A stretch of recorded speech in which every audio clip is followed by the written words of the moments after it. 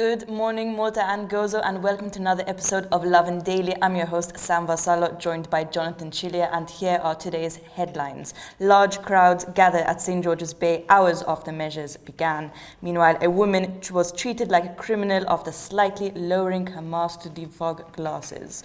4 years in prison for father who broke baby daughter's leg and terrified partner. Labour possibly colluded over Jason Azzopardi's tax returns, and a new star-studded Setagino film has been released. Let's go ahead with the first story, shall we? So obviously the topic that's on everyone's minds right now, COVID-19, it keeps continuing, and a video has emerged of people congregating at the St. George's Bay in St. Julian's just hours after the most recent mitigation measures were put into place. So this video was taken last week. You can see it on your screens right now. It was taken at about 1 a.m. on Friday morning. Obviously, mitigation measures went into effect Thursday evening. So literally this was about an hour after the measures went into effect. Obviously, the measures were that restaurants were closed. They could only do takeaway. However, these people didn't get the memo, and scores of people were, at the beach having fun in the middle of the night, early morning. The mayor of St. Julian's, Albert Buttigieg, spoke to us about this, and he says, quote, it continues to happen. It's very difficult to keep watch of this entire location for 24 hours. However, we did speak to police, who told us that they did find some people that were filmed in this video. So it's good to see that the police were actually proactive in this, and they've actually spoken to people who were breaking the measures. However, when it comes to the COVID numbers, it's not looking too good. Even though yesterday we did see actually a rise in recoveries as opposed to new cases. Yesterday there were 390 new COVID-19 recoveries alongside 248 new cases. But we're hearing strange things about today's numbers, right, Sam? Yes, so we've had reports that this is going to be a record-breaking day for cases.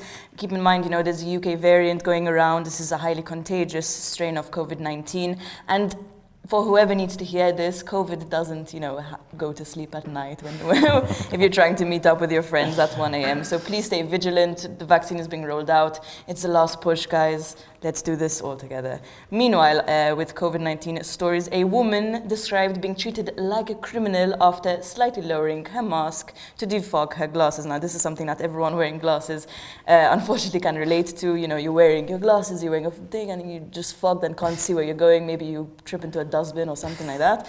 So this woman basically described to Lovin Malta that she was, going for a walk with her husband in Meleha in the countryside, getting some fresh air. She wears glasses, her glasses fogged up. She slightly lowered her mask. Unfortunately, a police car, came up to the curb when she was doing it, and she was fined. She described Malta being like, this is like a communist country. I can't even go to the countryside. There's been a real crackdown with fines from police. In fact, 762 people were fined just last week. It's an average of 100 fines a day. I don't even know what to say about this, to be honest. I mean, over the last few days in Malta, we've been having a bit of a picnic panic. People aren't really sure if they're allowed to go out. Are they allowed to eat while walking? Do they have to sit down while smoking a cigarette? Even though since then the government has clarified you must be sitting down if you want to eat or smoke in public. However, when it comes to this woman's situation, I kind of feel for her. You're walking in the countryside, you're going for a brisk walk with your partner. Your glasses fog up, you remove your mask for a second to, defog them, and the police jumps out at you. She said, obviously the encounter with the police wasn't the best. She even said that he kind of just walked away, shouting back at her, listen, you're going to get an arraignment in the mail or something. So maybe the police could have handled it a little bit better. Obviously, finding someone isn't the sweetest situation, so a little bit of a modicum of respect from the police would probably go a long way here. But yes, if you are going to be out in public, best to keep your mask on, and if you've got foggy glasses, remove them. You're going to be momentarily blind. Wipe them on your shirt or something. Or just smoke a cigarette while you're doing it, so and sit down. While sitting down. Moving on to the next story, a shocking story to come out from the courts. A 30-year-old man, a father of two, has been confirmed, had his sentence for 4 years in prison confirmed after he tried to appeal it. And his sentence was given for a crime that the court described as brutal and terrifying. The man in question is Oglev Grima, and the court heard how he had terrified his partner, the mother of his 2 children, so much so that he locked her in a room, destroyed her iPad and her mobile phone so she couldn't contact anyone, and even put thick sheets on the windows so that people, neighbors nearby could not hear or see the abuse taking place. He would beat her, he would beat his partner, and in one occasion, one very shocking occasion, he even grabbed a carry cot that his 7-month-old daughter was in and threw the cot on the bed violently. After this, he began punching his partner's face and head, and she grabbed the baby. Sorry for these shocking details so early in the morning. She grabbed the baby to protect the baby, and he kept on beating her. The baby was left with a fractured leg, medical experts said, as well as bruises to the face and neck. So very shocking. It's good to see that he was given 4 years in prison, but at the same time, 4 years really doesn't seem like that much.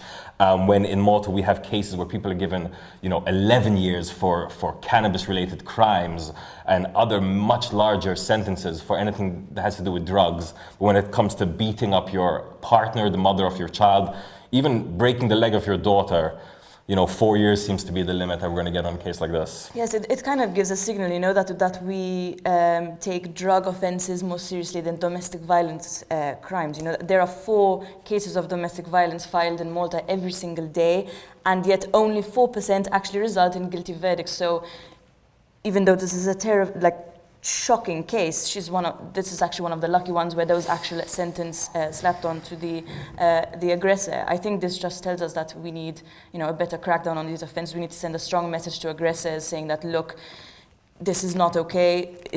Today in the 21st century, we need perhaps longer sentences. Maybe we need to think about removing time bars on these kind of offences.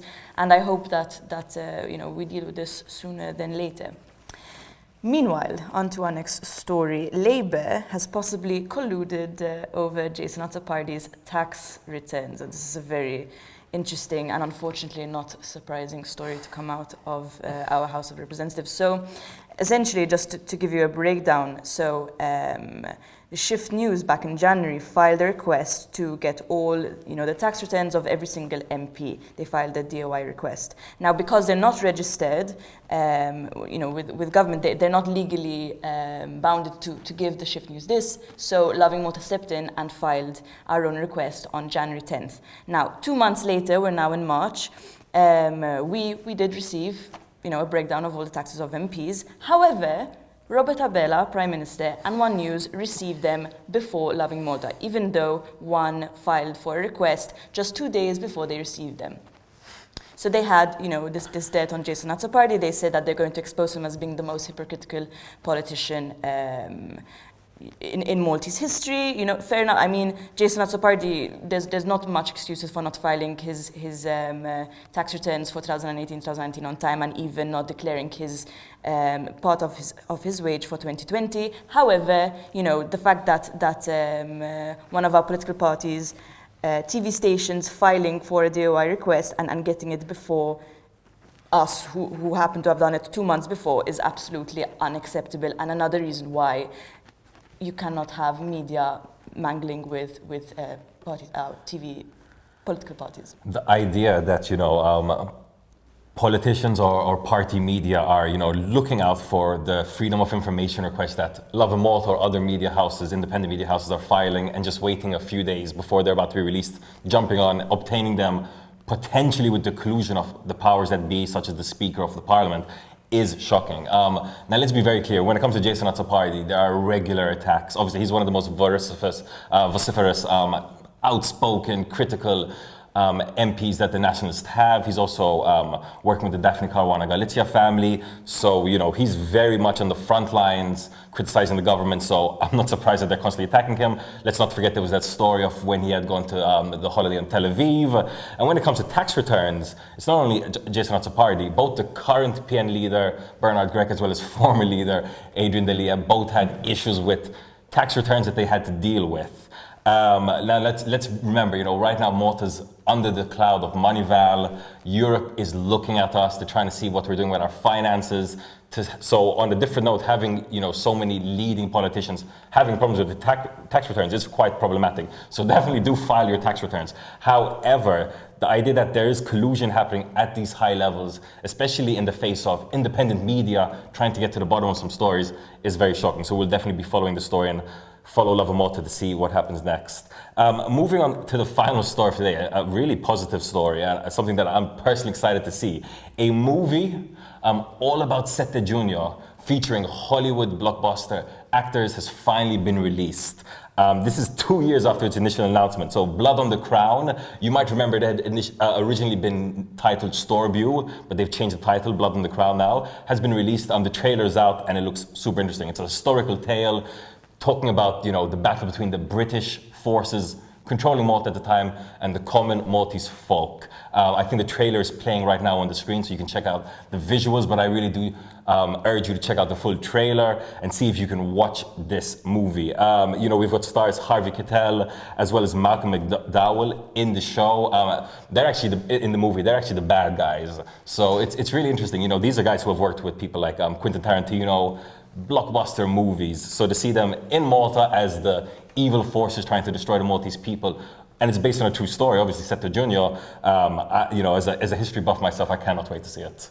Indeed, I mean it's a perfect way to be patriotic and do nothing on the weekend. Sit down on the sofa, grab some popcorn, grab your housemates or whatever, and I really look forward to seeing it as well. And I'm going to be super patriotic this weekend as well. So that's all from us here on Lovin Daily. Have a day full of lovin'.